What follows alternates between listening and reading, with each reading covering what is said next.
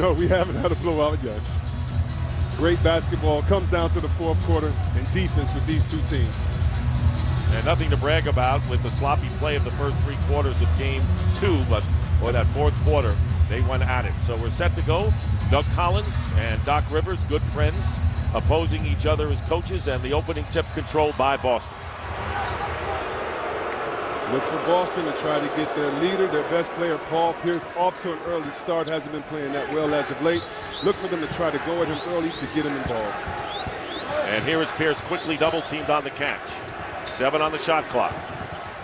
Pierce has Garnett shooting over Hawes. And the rebound taken down by Turner. Doc Rivers, one of my favorite play callers in the game, posted up Paul Pierce. Once they double teamed, he knew they were going to do that. He anticipated, had a pin down, and an open shot for KG. Holiday getting the pass back as Iguodala misses the 3, and it goes over to Boston. Well, the Celtics feel that they stole game 1 at home, if such a thing is possible. And the Sixers perhaps feel that they stole game 2 in Boston. And that's why every possession matters. When we hear Coach Rivers talk about execution, it's because in a one-point game, you can go back to the fourth quarter, the first quarter, second quarter, and point to something that could have changed the outcome of that game.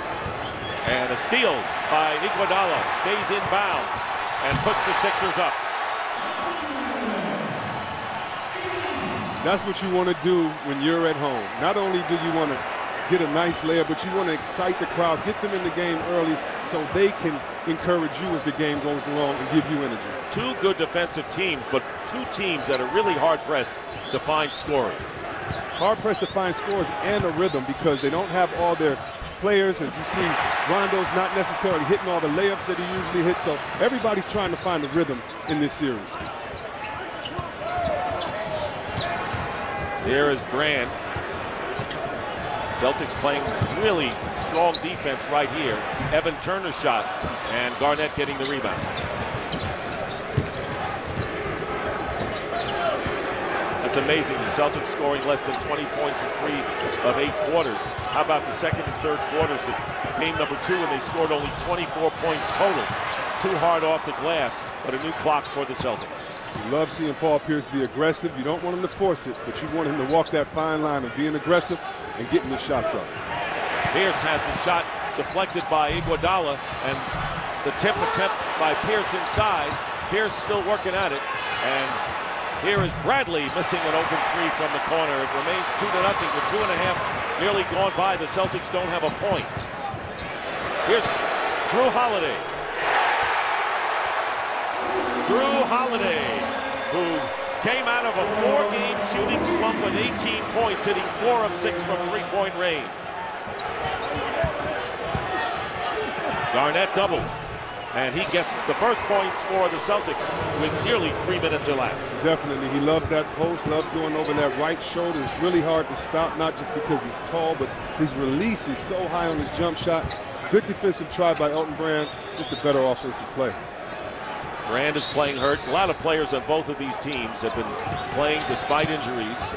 And here's Evan Turner hitting the jumper. Evan Turner, who had a first career playoff double-double in game 1, had some big free throws and some big shots down the stretch in the second game. And came up with some big defensive plays on Rondo, had great rebounding in game 1. He's done an excellent job helping the big man fortify the inside. Brand against Garnett. Garnett fall away hitting. That's what Garnett did, hitting the jumpers that got him 29 points, a season's high in the series opener. And this is just a little bit different, not coming off of the pick and roll. He got to his sweet spot on the right box. Next play got to his sweet spot on the left block and really getting into his post game with the shorter Elton Brand.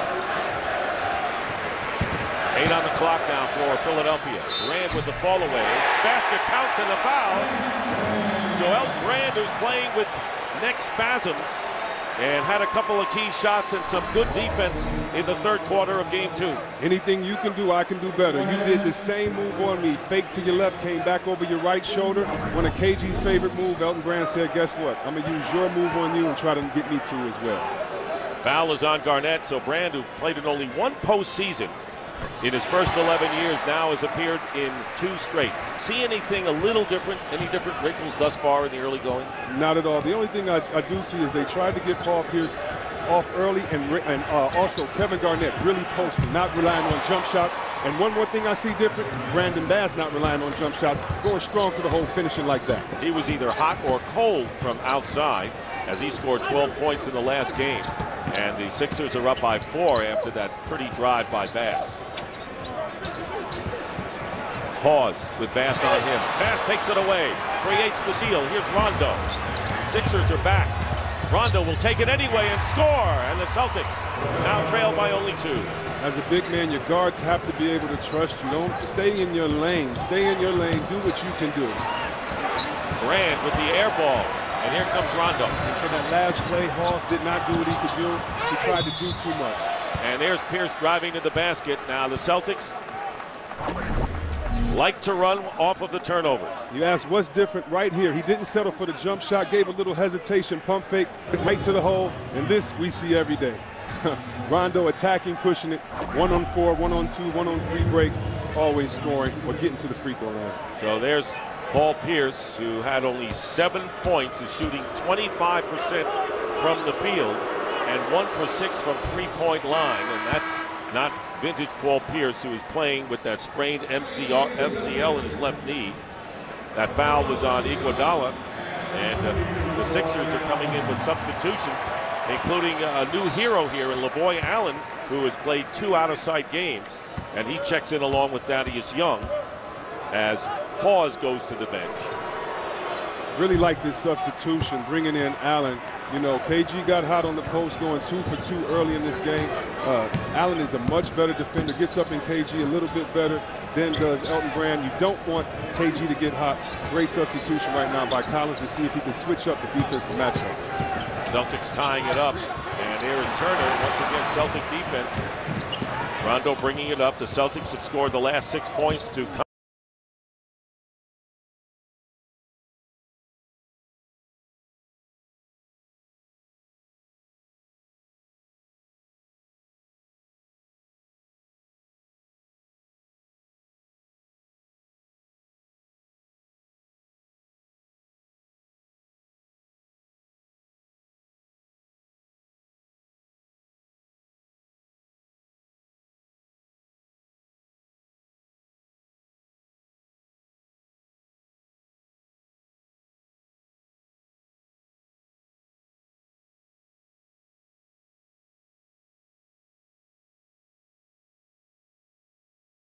reestablishing links to the franchise's past.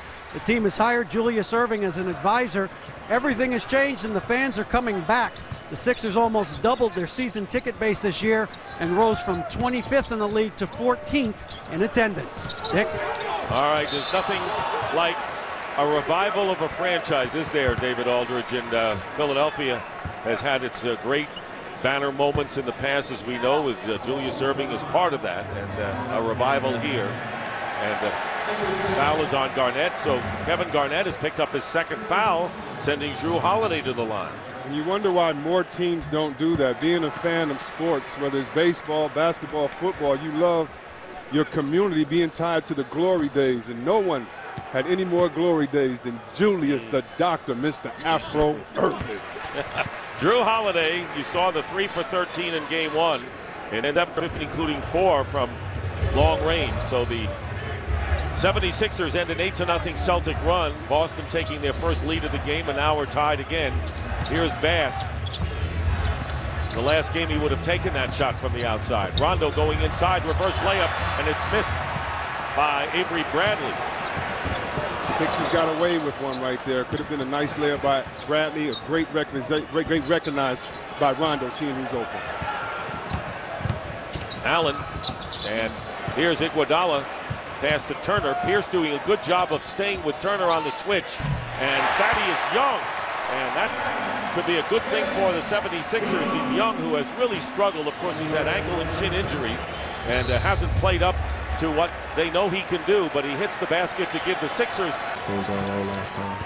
Yeah, the window's closing, no question about it. And, of course, one of those players, Ray Allen, in his 16th year, playing despite bone chips in his right ankle, but looked like he had a lot more confidence in his shot in game 2 when he scored 17 to lead the Celtics. Is in the game along with Steamsma for Boston. Iguodala misses from the corner.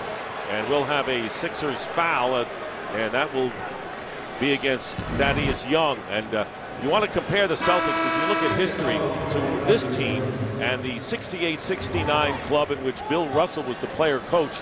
No one expected much. This team finished 4th in the standings in the regular season, beat the Lakers for the NBA title. Yeah, but I don't even think we can talk about that anymore because you said Bill Russell, and that changes everything. Here's Pierce. Good defense by Allen. The class by himself. Yes. And here is Turner and Iguodala. Several shots not even hitting the rim for the 76ers, and on the turnover, here's Pierce. They want him to be more aggressive. There he is, but misses the layup. One he should have had. And right there, you can tell that something is wrong with this lift. He got the spin move, got wide open, couldn't finish the easy layup. Young finishes the layup, so Thaddeus Young contributes with 2 baskets. But you're right about Paul Pierce, 0 for 6 from the field. Rondo with a reverse lay-in, and the Sixers are up by 2. And that was just so smooth. But back to Thaddeus Young, that's what he needs to provide for this team. Now that he has a like-sized player in Paul Pierce on him, he needs to be active, get in the post, and up his energy level. Drew Holiday goes to Iguodala. He'll try the 3 and hits. Iguodala, who is 4 for 8 going into this game, has his first 3 of the game, and a 5-point lead for Philadelphia. This Philadelphia team has 1 point guard out there right now. I don't care what position it might be on paper, but his name is Andre Iguodala. He's the one that set that up off the pick and roll, saw over the defense in the corner. Great shot. And the rebound taken down by Turner. So the point forward, in effect, is Andre Iguodala in this scene. He is their best penetrator. He gets everyone involved. He's their best finisher, their best defender. He needs the ball in his hand to keep other guys involved. And Holiday misses the layup on one end, and Rondo gets fouled going practically end-to-end on the other end. And the foul is against Evan Turner, and Rajon Rondo will go to the line.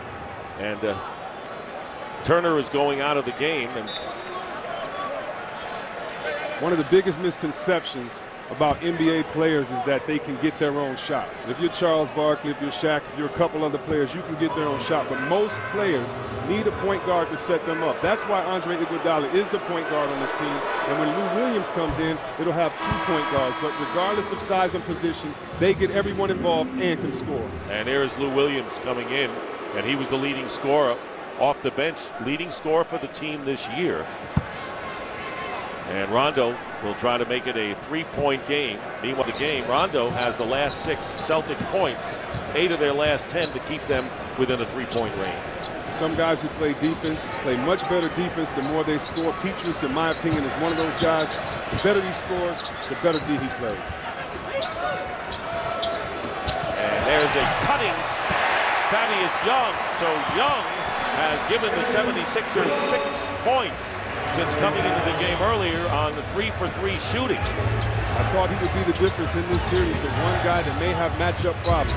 And there's Rondo again. Rajon Rondo penetrating nicely. Remember, he had his 8th career triple-double in the opening game of this series, won by Boston, 92-91. Here's Young. Double team. Allen is free inside. The 76ers are finding the open man, and again are up by 5 with under 2.5 to play in the first. Well, you had to double team Young on that play because he just hit you with 2 layups. Once the double team came, he found the open man, recognized who his players, what position that guy was. Great pass to the dunk. And here's Rondo going outside, and Rondo hitting the 3. So Rajon Rondo with 13 first quarter points on 5 for 8 shooting. That's on purpose. He's being more aggressive because Paul Pierce is not able to score like he usually knows. It's about him to get those buckets. Coming right back is Drew Holiday. Hey, remember the 4th quarter, we had a flurry of 3-point baskets by both teams.